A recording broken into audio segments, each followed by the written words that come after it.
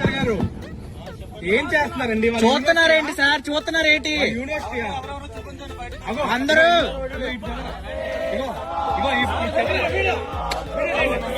ఇగో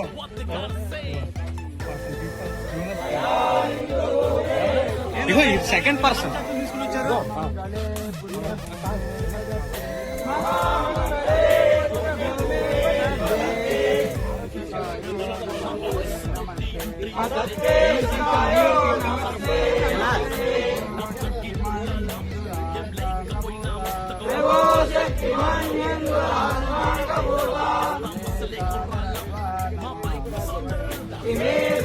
university కాని వాళ్ళు తక్షణమే బయటికి వెళ్ళాలి.